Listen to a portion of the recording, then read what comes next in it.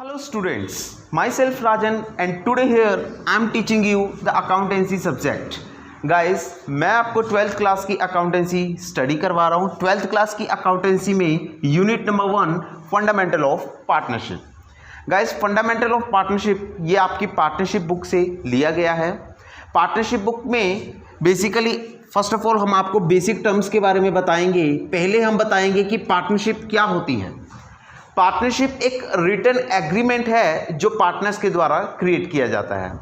जब एक दो या दो से ज़्यादा लोग मिलकर एक बिजनेस को चलाते हैं, एज अ पार्टनर मिलकर एक बिजनेस को चलाते हैं, तो उस बिजनेस को चलाने से पहले, उस बिजनेस को रन करने से पहले वो अपने कुछ एग्रीमेंट्स को प्रिपेयर करते हैं और उस एग्रीमेंट को कहा जाता है पार्टनरशिप एग्रीमेंट, यानी कि पार्टनरशिप. पार्टनरशिप एग्रीमेंट में क्या गिवन होता है? पार्टनरशिप एग्रीमेंट आपको इंफॉर्मेशन प्रोवाइड करता है. जो भी पार्टनर्स के बीच में रूल्स एंड रेगुलेशंस बनाए जाते हैं, जो भी पार्टनर्स के बीच में कोड ऑफ कंडक्ट किए जाते हैं, उन रूल्स एंड रेगुलेशंस के बारे में आपको बताकर चलता है partnership agreement. Sure guys, partnership agreement एक रिटन एग्रीमेंट भी हो सकता है, ओरल भी हो सकता है. इट इज आइदर रिटन और ओरल. या तो ये रिटन हो सकता है या ये ओरल भी हो सकता है. So guys, partnership, fundamental of partnership chapter में फर्स्ट ऑफ ऑल एक थ्योरी का क्वेश्चन इंपॉर्टेंट है. फर्स्ट ऑफ ऑल ये थ्योरी का क्वेश्चन हमें स्टडी करना है. ये थ्योरी का क्वेश्चन कौन सा है? थ्योरी का क्वेश्चन है what do you mean by partnership agreement, explain the content include in the partnership agreement. या फिर हम ये भी कह सकते हैं what do you mean by partnership deed, explain the content which are included in the partnership deed. So partnership deed क्या होती है? partnership deed यानी कि partnership agreement एक written agreement होता है जो पार्टनर्स के द्वारा क्रिएट किया जाता है, जिसमें कुछ बेसिकली इंफॉर्मेशंस होती हैं जो पार्टनर्स के रूल्स एंड रेगुलेशंस को शो करती हैं. और पार्टनरशिप एग्रीमेंट यानी कि पार्टनरशिप डीड रिटन भी हो सकती है, ओरल भी हो सकती है.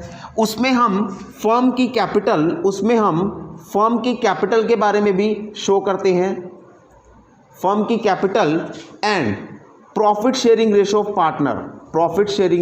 पार्टनर, इसके बारे में भी शो करते हैं. Profit sharing ratio of partner, these two are shown in partnership agreement. ये दोनों चीज़ें पार्टनरशिप एग्रीमेंट में शो होकर चलती हैं. श्योर गाइस, अब इसके बाद आपको जो नेक्स्ट टर्म हम बताने जा रहे हैं वो नेक्स्ट टर्म है कि सर प्रैक्टिकली वे से इस क्वेश्चन में क्या क्या आ सकता है.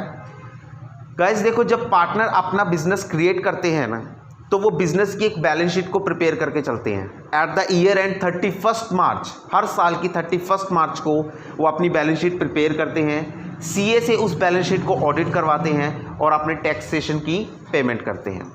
सो बैलेंस शीट प्रिपेयर करने से पहले वो कुछ अकाउंट्स प्रिपेयर करते हैं, कुछ लेजर्स को प्रिपेयर करते हैं. जो पहला लेजर है वो है trading account. Trading account basically आपने 11th क्लास की फाइनेंशियल स्टेटमेंट में अच्छे से पढ़ा होगा. ट्रेडिंग अकाउंट होता है हमारा फैक्ट्री अकाउंट. उसके बाद कौन सा अकाउंट चलकर आता है? उसके बाद चलकर आता है हमारा प्रॉफिट एंड लॉस अकाउंट. उसके बाद हमारा आता है profit and loss account. So guys, profit and loss account और ट्रेडिंग अकाउंट आपने अच्छे से 11th क्लास में पढ़ा हुआ है. सो पार्टनर्स बेसिकली ट्रेडिंग अकाउंट में अपनी फैक्ट्री के एक्सपेंसेस को लिखते हैं और प्रॉफिट एंड लॉस अकाउंट में अपने बिजनेस के ऑफिसेस के एक्सपेंसेस को लिखकर चलते हैं. लेकिन partner profit and loss account के बाद एक स्पेशल अकाउंट बनाते हैं, profit and loss appropriation account. Profit and loss appropriation account ये बेसिकली पार्टनरशिप वाले बिजनेस में ही बनाया जाता है. सर पार्टनर ये अकाउंट क्यों बनाते हैं? पार्टनर ये अकाउंट इसलिए बनाते हैं ताकि फैक्ट्री के खर्चे तो चले गए ट्रेडिंग अकाउंट में,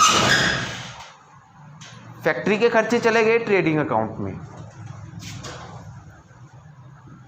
रोकू क्रॉप हो जाएगी क्या बीच में? बस मैडम बोलना नहीं है, सिर्फ 10 मिनट. सो फैक्ट्री के सारे एक्सपेंसेस चले गए ट्रेडिंग अकाउंट में और ऑफिस के सारे एक्सपेंसेस चले गए प्रॉफिट एंड लॉस अकाउंट में. अगर हम बात करें कि पार्टनर के एक्सपेंसेस जो है, फर्म पार्टनर के लिए क्या क्या खर्चे कर रही है, फर्म पार्टनर के लिए क्या क्या खर्चे कर रही है, पार्टनर के लिए जो एक्सपेंस कर रही है, जो खर्चे कर रही है, वो जाते हैं profit and loss appropriation account में, वो जाते हैं profit and loss appropriation account में। और जो फर्म पार्टनर के लिए जो इनकम क्रिएट कर रही है, फर्म पार्टनर के लिए जो इनकम क्रिएट कर रही है, वो भी जाते हैं profit and loss appropriation account में। देखिए पार्टनर के लिए फर्म क्या क्या खर्चे करती है और पार्टनर फर्म से क्या क्या इनकम रिसीव करते हैं, सिर्फ वही बातें जाती हैं हमारी प्रॉफिट एंड लॉस अकाउंट में। अगर मैं बात करूं कि फैक्ट्री के खर्चों की और फैक्ट्री की इनकम की, वो जाती हैं ट्रेडिंग अकाउंट में। ऑफिस के खर्चों की बात करूं और ऑफिस की इनकम की बात करूं, वो जाती है प्रॉफिट एंड लॉस अकाउंट में। फर्म पार्टनर के लिए क्या क्या खर्चे कर रही है और पार्टनर फर्म से क्या क्या इनकम रिसीव कर रहे हैं, वो जाता है हमारा profit and loss appropriation account में। So sir profit and loss appropriation account की अगर मैं स्टेटमेंट की बात करूं तो स्टेटमेंट कुछ इस तरह से बनती है हमारी। ये टी फॉर्म अकाउंट होता है, टी शेप का होता है। श्योर, इस टी शेप के अकाउंट को कहा जाता है profit and loss appropriation account. इसकी एक क्रेडिट साइड होती है और डेबिट साइड होती है। क्रेडिट साइड डेबिट साइड होती है, बेसिकली पहले पर्टिकुलर्स होते हैं और फिर उनकी अमाउंट शो की जाती है। यहाँ भी पहले पर्टिकुलर्स होते हैं और फिर उनकी अमाउंट शो की जाती है। गाइस गिनी चुनी आइटम्स आती हैं इस अकाउंट में, आपको वो गिनी चुनी आइटम्स को क्रैम करना है, उन्हें याद रखना है। सिर्फ उन्हीं ही की कैलकुलेशन की जाती है इस अकाउंट में। इसके अलावा अगर कोई भी आइटम हो तो वो इस अकाउंट में नहीं आएगी। वो किस अकाउंट में आएगी? वो या तो आपकी ट्रेडिंग अकाउंट की आइटम होगी या आपकी प्रॉफिट एंड लॉस अकाउंट की आइटम होकर चलेगी। सो यहाँ सबसे पहले आता है to interest on capital. To interest on capital ये आता है आपका डेबिट साइड में, to interest on capital. Sir interest on capital हमारा खर्चा होता है? बिल्कुल, इंटरेस्ट ऑन कैपिटल हमारा यानी कि फर्म का। मैं खुद को एक फर्म के नाम से घोषित कर रहा हूं, मैं खुद को एक फर्म के वे से घोषित कर रहा हूं। Sir profit and loss appropriation account में इंटरेस्ट ऑन कैपिटल आता है। क्या इंटरेस्ट ऑन कैपिटल फर्म का खर्चा होता है? Yes, interest on capital firm का खर्चा होकर चलता है। और इंटरेस्ट ऑन कैपिटल फर्म का ऐसा खर्चा है जो फर्म अपने पार्टनर पर करती है, जिसकी वजह से ये खर्चा प्रॉफिट एंड लॉस या ट्रेडिंग में ना आकर profit and loss appropriation account में आकर चलता है। इंटरेस्ट ऑन कैपिटल फर्म का खर्चा होता है क्योंकि फर्म अपनी कैपिटल पर इंटरेस्ट पे करके चलती है, इस वजह से ये फर्म का खर्चा होता है। और ये एक ऐसा खर्चा होता है जो फर्म अपने पार्टनर पर करती है, पार्टनर को पे करके चलती है इस इंटरेस्ट को, जिसकी वजह से इस एक्सपेंस को, इस खर्चे को प्रॉफिट एंड लॉस अकाउंट में ना शो करके, ट्रेडिंग अकाउंट में ना शो करके प्रॉफिट एंड लॉस एप्रोप्रिएशन में शो किया जाता है। उसके बाद बेसिकली हमारे पास आती है interest on drawing. Interest on drawing firm की एक इनकम होती है। इंटरेस्ट ऑन ड्रॉइंग फर्म की एक इनकम होती है जब भी पार्टनर अपनी पर्सनल यूज़ के लिए कोई अमाउंट निकलवाते हैं बिजनेस से, जब भी पार्टनर अपनी पर्सनल यूज़ के लिए कोई अमाउंट विड्रॉ करते हैं बिजनेस से, तो फर्म उस पर्सनल यूज़ वाली अमाउंट पर इंटरेस्ट चार्ज करके चलती है और पार्टनर से वो इंटरेस्ट रिसीव करके चलती है। सो फर्म इस इंटरेस्ट को रिसीव करती है, जिसकी वजह से फर्म की इनकम हुई, और पार्टनर से रिसीव करती है, जिसकी वजह से फर्म पार्टनर से इनकम रिसीव करके चलता है, जिसकी वजह से ये profit and loss appropriation account में आकर चलता है। Sure guys? ओके जी। सो बेसिकली आपके पास ये सारे आइटम्स अभी तो मैंने 2 डिस्कस की हैं। इसके बाद आती है आपके पास थर्ड आइटम आती है टू रिजर्व्स ट्रांसफ़र। सर ये रिजर्व ट्रांसफ़र क्या होती है? समटाइम हम अपने नेट प्रॉफिट का हिस्सा कुछ रिजर्व में ट्रांसफ़र करते हैं। गाइस यहाँ इंटरेस्ट ऑन ड्राइंग को लिखने से पहले हमारे पास नेट प्रॉफिट, जो कि प्रॉफिट एंड लॉस अकाउंट से बैलेंस फिगर के वे से शो होता है और यहाँ पर ट्रांसफ़र किया जाता है। तो नेट प्रॉफिट है जो कि प्रॉफिट एंड लॉस अकाउंट से ट्रांसफ़र किया जाता है। Transfer from profit and loss account, profit and loss account से ट्रांसफ़र किया जाता है और फिर उसके बाद आता है इंटरेस्ट ऑन ड्राइंग। अब मैं आपको गाइस इस प्रॉफिट एंड लॉस एप्रोप्रिएशन के बारे में एक मेन इंपॉर्टेंट बात बताने जा रहा हूं कि ये क्यों बनाया जाता है। आपने ट्रेडिंग अकाउंट बनाया जहां आपने फैक्ट्री के खर्चे, फैक्ट्री की इनकम को लिखा, जहां आपने ग्रॉस प्रॉफिट को फाइंड आउट किया। फिर आपने ग्रॉस प्रॉफिट का यूज़ करते हुए प्रॉफिट एंड लॉस अकाउंट बनाया जहां आपने ऑफिस के खर्चे, ऑफिस की इनकम को लिखा और वहां से नेट प्रॉफिट फाइंड आउट किया। अब इस नेट प्रॉफिट का यूज़ करते हुए आप बनाओगे profit and loss appropriation account. That means to say मुझे इस नेट प्रॉफिट में से पार्टनर के खर्चे माइनस करने हैं और पार्टनर से होने वाली इनकम को ऐड करना है और अपना एक्चुअल प्रॉफिट फर्म का निकालना है। मुझे इस नेट प्रॉफिट में से पार्टनर के खर्चे माइनस करने हैं और पार्टनर से अराइज होने वाली इनकम को ऐड करना है और अपनी फर्म का एक्चुअल प्रॉफिट निकालना है। उसके लिए मैं profit and loss appropriation account बनाता हूं और यही चैप्टर का सबसे मेन पॉइंट है, यही चैप्टर का सबसे फोकस पॉइंट है।